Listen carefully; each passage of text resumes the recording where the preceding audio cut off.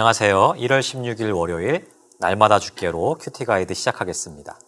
오늘 본문은 사무엘하 8장 9절부터 18절까지의 말씀입니다. 이전 본문에서 다윗은 하나님의 뜻에 따라 정복 전쟁을 진행합니다. 다윗이 차지한 땅은 하나님께서 아브라함에게 주시기로 약속한 땅이었지만 아직 이스라엘이 차지하지 못했던 땅이었습니다. 지금까지 미루고 미뤄왔던 가나안 정복 전쟁이 다윗을 통해서 성취되고 있는 것이죠. 오늘 말씀에서는 이후에 계속된 전쟁의 양상과 다윗이 주변 나라를 이길 수 있었던 이유, 그리고 전쟁에서 승리한 다윗이 어떻게 나라를 통치해 갔는지를 다루고 있습니다. 관찰 질문 1번을 한번 보겠습니다. 본문에 기록된 두 가지 사건은 무엇입니까? 먼저 9절부터 10절까지의 말씀을 보시겠습니다. 하닷 에셀과의 전쟁에서 승리한 다윗에게 한 사람이 찾아오죠. 바로 하맛 왕 도이의 아들입니다. 도이는 아들을 통해서 다윗에게 문안을 하고요. 많은 재물을 바칩니다. 이렇게 함으로써 다윗은 자연스럽게 하맛과 화친을 맺게 되죠. 이어서 13절에서는 다윗이 에돔과의 전쟁에서 승리하는 장면이 나옵니다. 다윗은 소금골짜기라고 하는 곳에서 에돔 사람 18,000명을 죽이고 전쟁에서 큰 승리를 거두게 되죠.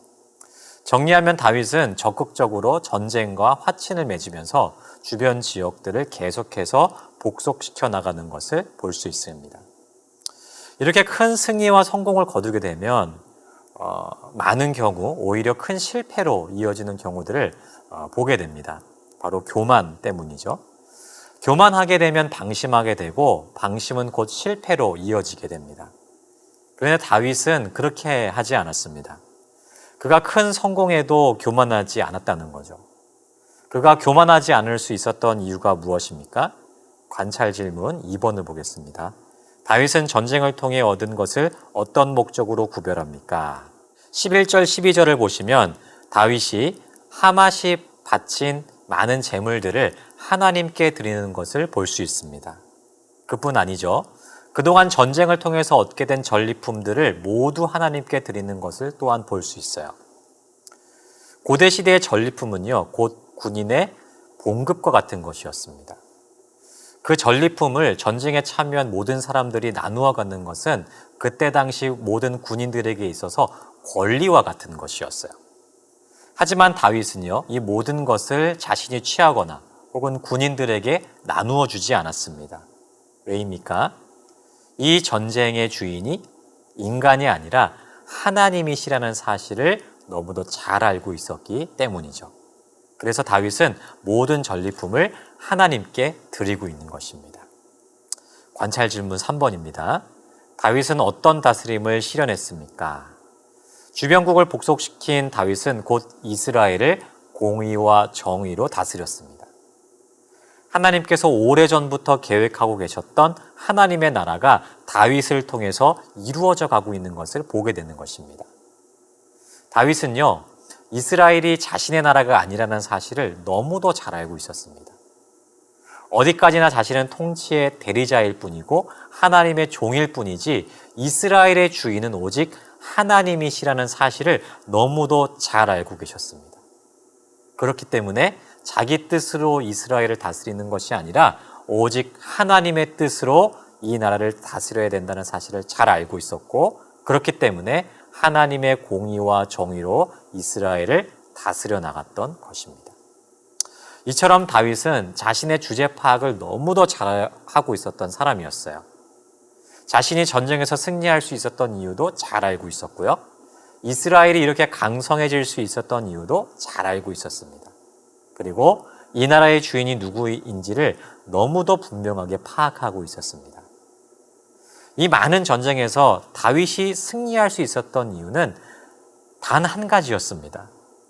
다윗의 지력이 뛰어나서도 아니었고요. 이스라엘의 군대가 강성해서도 아니었습니다. 오직 하나님의 약속 때문이었죠.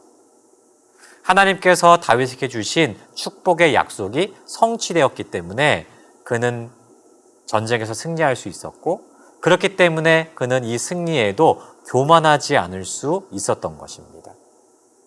이스라엘의 왕은 오직 하나님 한 분이신 것을 알고 겸손하게 자신의 역할을 수행하면서 하나님의 뜻을 이루어 나갔던 것이죠. 이제 이 말씀을 우리의 삶에 적용해 볼까요? 여러분은 다윗에게 주어진 이 약속이 성취되어 가는 모습을 보시면서 무엇을 느끼십니까? 간혹 성경의 인물의 이야기와 지금 나의 상황을 아무 상관없는 그냥 동떨어진 사건으로 이해하고 계시는 분들이 있는 것 같습니다. 하지만 여러분, 다윗에게 주신 약속 그리고 성취는 곧 우리의 이야기이기도 합니다. 하나님은 다윗이라고 하는 한 사람을 통해서 하나님의 뜻을 이루어 나가셨습니다. 다윗은 세상을 다스리시는 하나님의 통치의 대리자로 사용되었다는 거죠. 마찬가지입니다. 우리도 하나님으로부터 왕 같은 제사장으로 부르심 받았다는 거예요. 우리의 삶을 통해서 이 세상을 통치하시고 다스리시기로 작정하셨다는 것입니다. 하나님께서 우리에게 사명을 주셨습니다. 그분의 뜻을 말씀해 주셨고 또한 그 뜻을 이루어 나갈 힘과 능력도 주셨습니다. 따라서 지금 우리에게 필요한 것은 무엇일까요? 바로 순종과 겸손이죠.